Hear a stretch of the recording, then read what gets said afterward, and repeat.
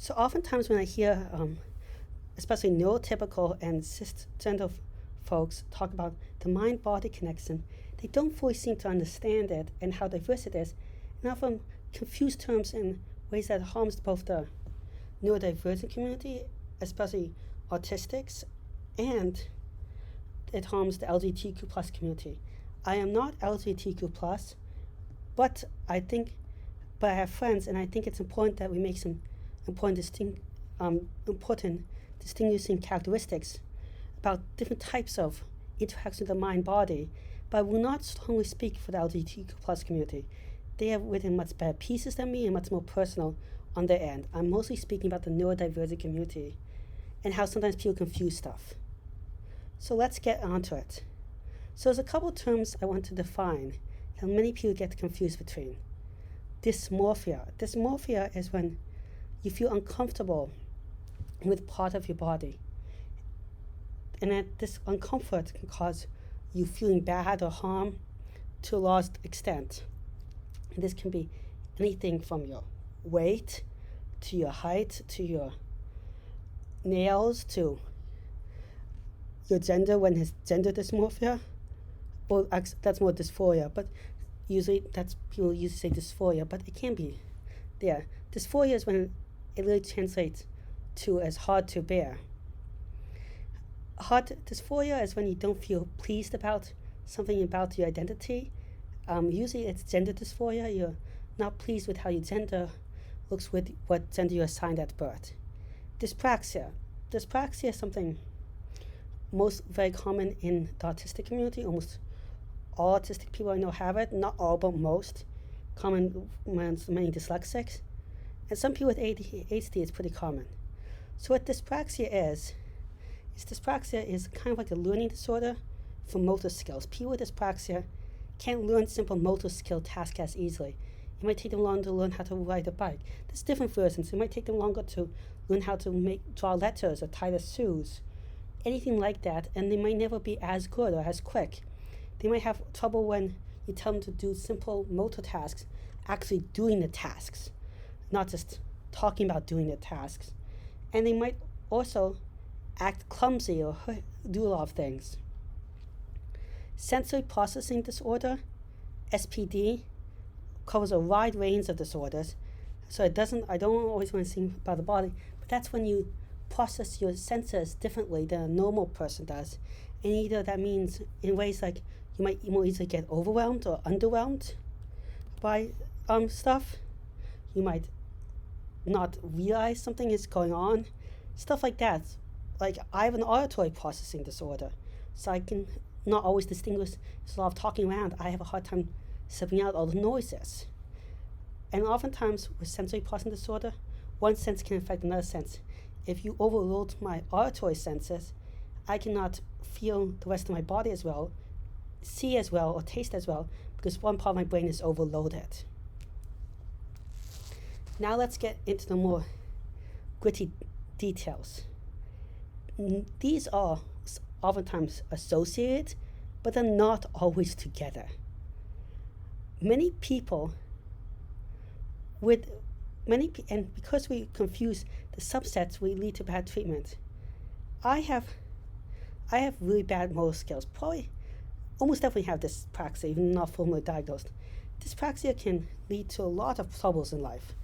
I'm bumping into stuff constantly. There are times where I can't literally cook or do simple motor skills because I'm overwhelmed, and then my senses of my body go down. That's also partly sensory processing disorder. If I cook when I'm feeling very overwhelmed, I will cut myself, I will hurt myself. I sometimes have fallen downstairs when I feel overwhelmed. I have trouble with simple motor things, like they'll give me a simple instruction like pour the beaker, or like I drove a physical therapist insane that she just left me because I could not follow simple and do simple instructions with moving my arms up and down, flapping. That's dyspraxia, along with a little bit of sensory processing disorder going on. That's different, totally different than gender dysphoria and gender, but for some reason people get confused. There are treatments for dyspraxia, none are perfect. It's not medication or anything like that. It's using stuff to teach you motor skills. It can be simple as sewing with big needles so you don't hurt yourself. It can be playing sports. It can be playing cats. It can be drawing stuff. It's stuff that develops your hand-eye motor coordination better. It's also stuff that develops body awareness better. So stuff that requires you to move around and like sense your body and not only just move your muscles. So running is not the best for this. Playing a game like playing sewing where you have to constantly feel like the movements of stuff might be a lot better, but also playing cats or something like that where you have to feel the ball. Something and more interactive usually the better. But it's different for different people, and if you want to treat this, well, you have to do activity that kid enjoys so they will play and keep developing it and are not overwhelmed.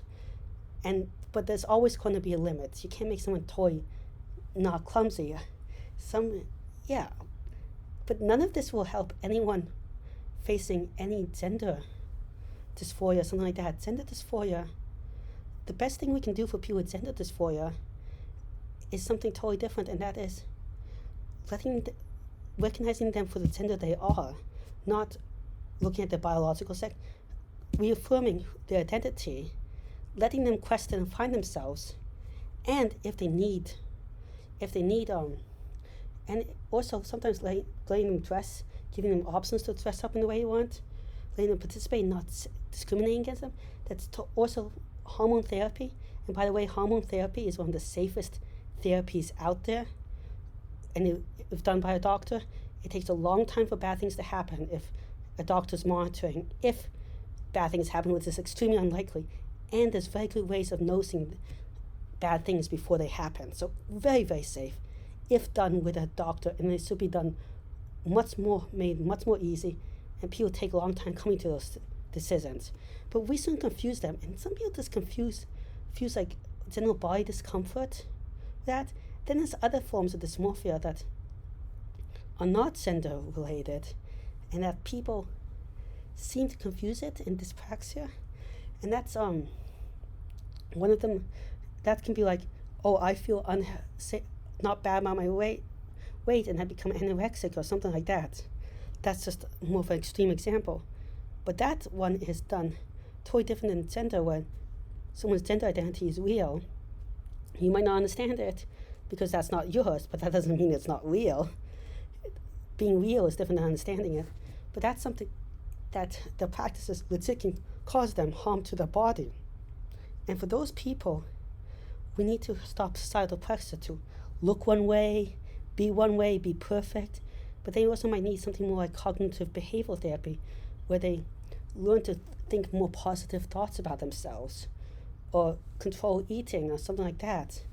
That's totally different than treating dyspraxia, which is about learning motor skills.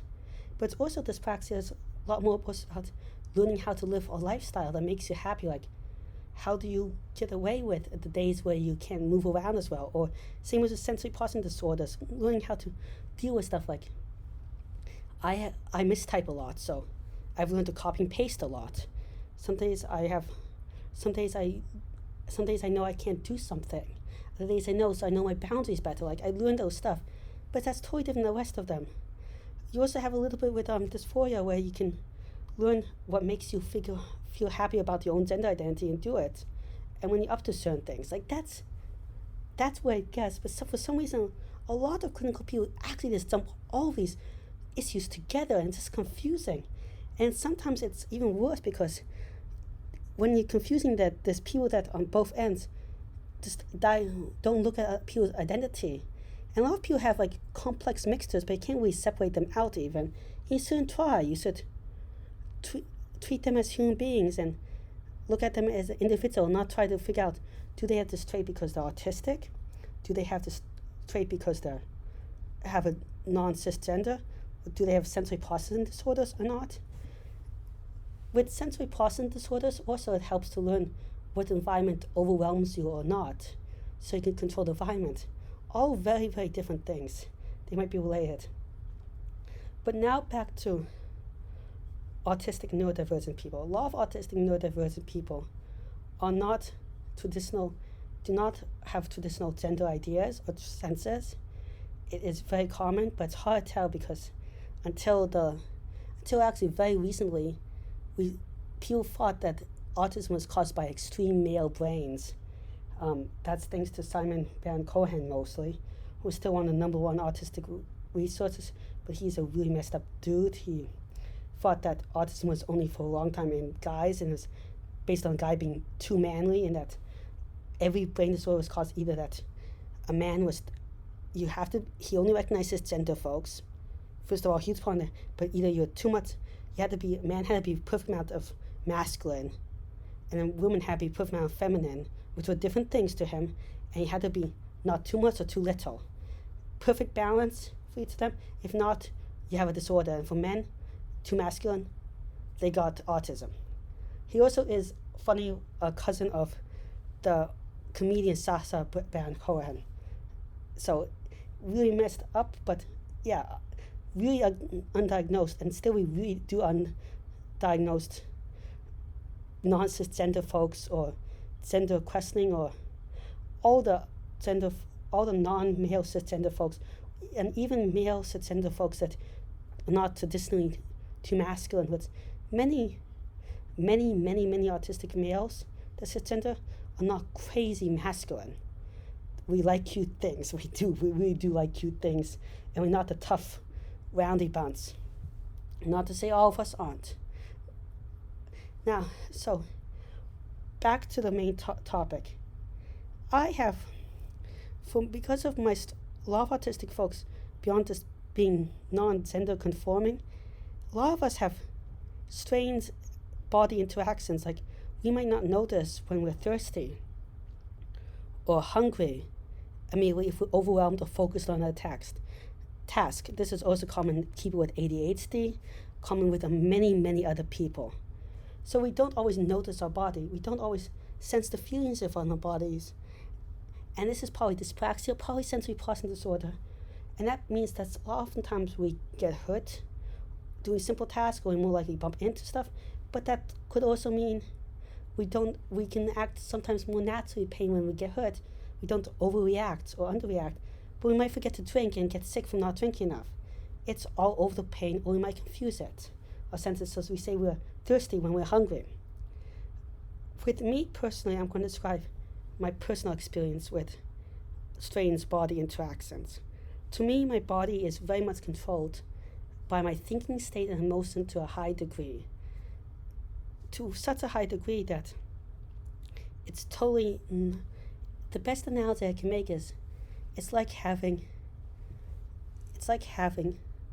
talking to someone on the phone. And on the phone, you have someone that helps you think through stuff.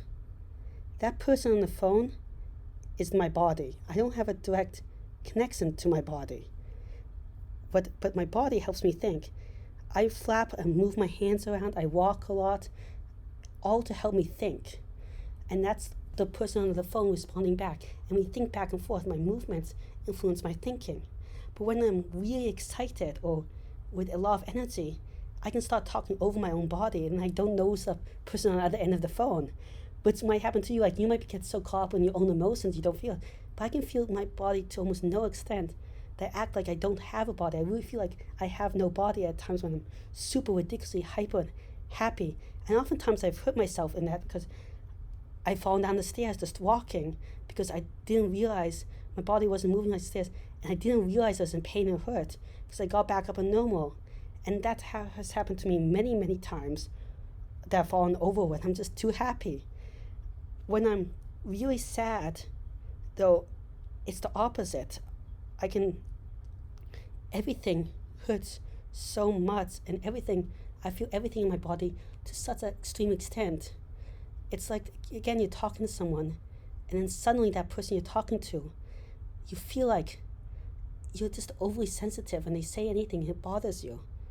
Now, I can also be angry, and then when I'm angry, everything is focused on what I'm angry at, so I can sense my body to extreme extent, but it's only to the thing I'm doing. It's like, if I'm angry and I'm typing an angry email, all I do is I feel my fingers. I don't feel the rest of my body.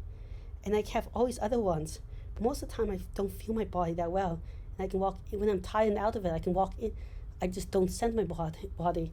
It's like when you're tired, if you're tired and out of it on the phone, you might not hear what the other person's saying on the end of the phone or think it. But this is really, normal people have it, but to me it's really extreme. It has led me to bad injuries, but it's also led to wonderful times where I feel like I'm floating a cloud and I have no body, and I can separate and I can be everywhere and anywhere. Like an out-of-body experience. It can be wonderful and horrible.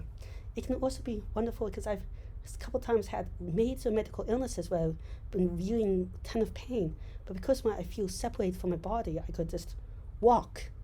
I've literally walked miles when I had to get help when I was in anaphylactic shock and collapsed with a fever of over 102 degrees and full body swelling. I can do that because I don't feel a strong connection to my body, and it's like I'm controlling it over the phone. But also, like when I'm tired, I have to move more, even though I'm not as good at it, because I need to use the movement to think through.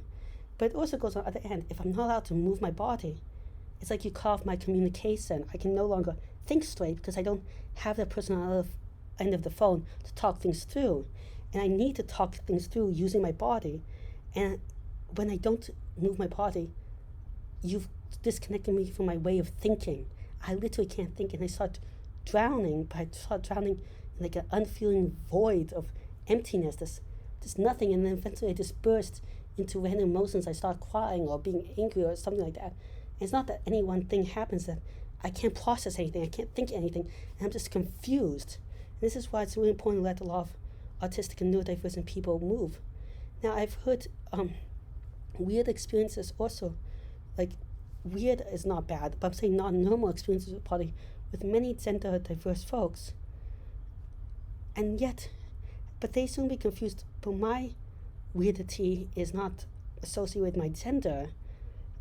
I don't know why, but it isn't. I just feel like I'm a man because that's what I was told. Maybe that's not a very good reason, but I don't have a lot of logic behind it, and I really don't understand it. But then again, I hear people that I hear autistic neurodivergent people look at people that are non-cisgender, and they think their experiences are because they're neurodivergent, but also see it the other way around. But that's not as common as what I see mostly is neurotypical cisgender people talking about people's bodies, and then don't recognize that what they're experiencing could be due to a billion different things, and the only person that really knows and understands it is that person. Then there's people that try to separate it out. Is it due to autism or due to gender identity? And it's horrible and gross. They're a whole person with many, many aspects, and you can't just separate out a person to little itty bitty pieces like you want to. And and you can't treat them as a separate person. Just look at them as a whole, and also recognize that some people with strange body connections might have strange struggles, but it can also be a wonderful thing at times for me, because I do get hurt more often, but at the same time I can use my body to think in ways that normal people can't understand, and I have always weird experiences that can be fun at times. And sometimes because I don't feel connected to my body, I can imagine like I'm something different, like I'm a dinosaur, a T-Rex, or even a stick or a wave, or just inanimate objects or robots, and I get really into fun imaginative play, but also can help me think out complex problems and more, and understand how the body works, or I can look at my pain and stuff in a more logical, distant manner. So just don't think of it also as bad, think of it as complicated. And please, when you talk about these discussions, be a little more open-minded, that it's complicated. I'm repeating myself. Well, thank you very much, and I hope that you found this helpful. Please like and subscribe and leave comments behind. And yes, thank you.